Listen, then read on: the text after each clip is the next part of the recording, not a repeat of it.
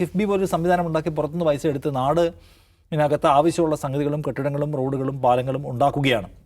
അത് ഞങ്ങൾ സമ്മതിക്കില്ല. നിങ്ങൾ അങ്ങനെ പണം എടുത്തിട്ട് ഇവിടെ ഒന്നും ഉണ്ടാക്കണ്ട എന്നാണ് ഈ പറഞ്ഞുകൊണ്ടിരിക്കുന്നത്. എന്തുകൊണ്ടാണ് നമുക്കിങ്ങനെ പൈസ കടമെടുക്കേണ്ടി വരുന്നത് എന്നുള്ള ക്വസ്റ്റ്യൻ അവിടെയുണ്ട്. കേരളം എന്ന് പറയുന്ന സംസ്ഥാനം, ആ സംസ്ഥാനത്തിൻ്റെ കടമെടുപ്പ് പരിധിയിൽ കേന്ദ്ര സർക്കാർ കൊണ്ടുവന്നിട്ടുള്ള കർശനമായ നിയന്ത്രണങ്ങൾ മൂലം മുൻകാലങ്ങളിൽ നമ്മൾ കടമെടുത്തതെന്ന പോലെ നമുക്കിപ്പോൾ കടമെടുക്കാൻ കഴിയുന്നില്ല. എന്തുകൊണ്ടാണ് നമുക്ക് കടമെടുക്കാൻ കഴിയാതെ വരുന്നത്? നമ്മൾ പുരോഗമിച്ച ഒരു സംസ്ഥാനമാണ്. നമ്മൾ എന്തുകൊണ്ടാണ് പുരോഗമിച്ചത്? കേന്ദ്ര സർക്കാർ കാലാകാലങ്ങളിൽ കൊണ്ടുവന്നിട്ടുള്ള സൂചികകളെയെല്ലാം നമ്മൾ അച്ചീവ് ചെയ്തവരാണ്. ഇപ്പോൾ ഒരു സംസ്ഥാനം എങ്ങനെ പോകണം, ജനസംഖ്യാ നിയന്ത്രണത്തിൽ, സാമൂഹ്യ നീതിയുടെ കാര്യത്തിൽ, സാമൂഹിക നിലവാരങ്ങളുടെ അടിസ്ഥാനത്തിൽ എങ്ങനെ പോകണമെന്ന് സർക്കാർ ഒരു ഇതുണ്ടാക്കുമല്ലോ, ഒരു പ്ലാൻ ഉണ്ടാക്കും. ആ പ്ലാനിനനുസരിച്ച് അതിവേഗം പോയി എന്നതുകൊണ്ട് നിങ്ങൾക്കിനി പൈസയൊന്നും ആവശ്യമില്ല എന്ന് കേന്ദ്ര സർക്കാർ തീരുമാനിക്കുന്നു. കടമെടുപ്പ് പരിധിയിൽ നമ്മുടെ പരിധി കുറയ്ക്കുന്നു. നമ്മുടെ സാമ്പത്തികവും സാമൂഹികവുമായി നമ്മുടെ വളർച്ച, നമ്മുടെ കടമെടുപ്പിൻ്റെ പരിധി കുറയ്ക്കാൻ സർക്കാരിനെ ഒരു കാരണമാക്കി മാറ്റുന്നു. അപ്പോൾ പൈസ വരുന്നത് കുറയുന്നു. നമ്മളെന്ന് വെച്ചാൽ ഉപഭോക്തൃ സംസ്ഥാനമാണ്. പുറത്തുനിന്ന് പൈസ എടുത്തിട്ടാണ് നമ്മൾ എല്ലാ കാലവും ഏത് കാലത്തും നമ്മൾ റൺ ചെയ്തിട്ടുള്ളത്. ഇപ്പോൾ നമ്മുടെ പൈസയില്ല, കടമെടുക്കാൻ വേണ്ടി സമ്മതിക്കുന്നില്ല.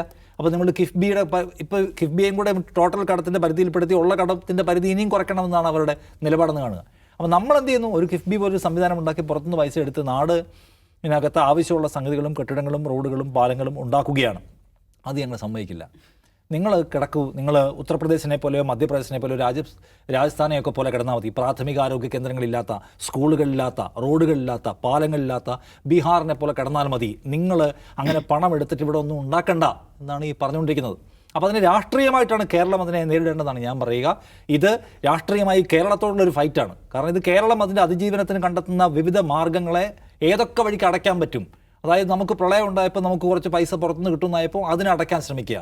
പ്രളയമുണ്ടായി, നമ്മൾ വയനാട്ടിൽ ഞാൻ 2018 പ്രളയത്തെക്കുറിച്ചാണ് പറയുന്നത്. വയനാട്ടിൽ പ്രശ്നമുണ്ടായപ്പോൾ കിട്ടേണ്ട പൈസ ഒന്നും തരാതെ തടഞ്ഞു വെച്ച് നമ്മളെ ബുദ്ധിമുട്ടിക്കുക. അപ്പോൾ കേരളത്തിൻ്റെ സാമൂഹികവും ധനപരവുമായ മുന്നേറ്റത്തിന് തടയിടുക എന്ന ഉദ്ദേശത്തോടെ രാഷ്ട്രീയമായി കെട്ടിയുണ്ടായിക്കൊണ്ടിരുന്ന ഏർപ്പാടാണ് ഇത്. കേരളത്തിലെ ശരാശരി മലയാളി പൂർണ്ണതോതിൽ തള്ളിക്കളയുന്നതാണ് വിചാരിക്കുന്നത്. ഗവൺമെൻറ്റിനും ആ കോൺഫിഡൻസ് ഉണ്ടാവുമെന്ന് തോന്നുന്നു.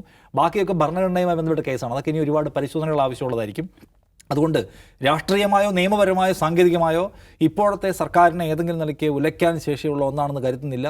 ഇത് വലിയ വാർത്ത എന്ന രൂപത്തിലാണ് വന്നത്. ഉച്ചയായപ്പോൾ ആളുകൾ എന്താണ് ആ വാർത്തയെക്കുറിച്ച് കാണുന്നത് നമുക്കറിയാം.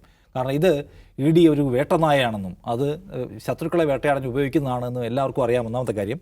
രണ്ടാമത്തെ കാര്യം, ഈ പൈസയെ കൊണ്ടുവന്നിരിക്കുന്നത് നാട്ടിൽ കെട്ടിടങ്ങൾ ഉണ്ടാക്കാനാണ്, ആളുകൾക്ക് ആവശ്യമുള്ള കാര്യങ്ങൾ ഉണ്ടാക്കാൻ വേണ്ടിയാണ്. എന്നതുകൊണ്ട് തന്നെ ആ പടക്കം നനഞ്ഞ പടക്കമായി മാറി എന്നാണ് ഞാൻ വിചാരിക്കുന്നത്.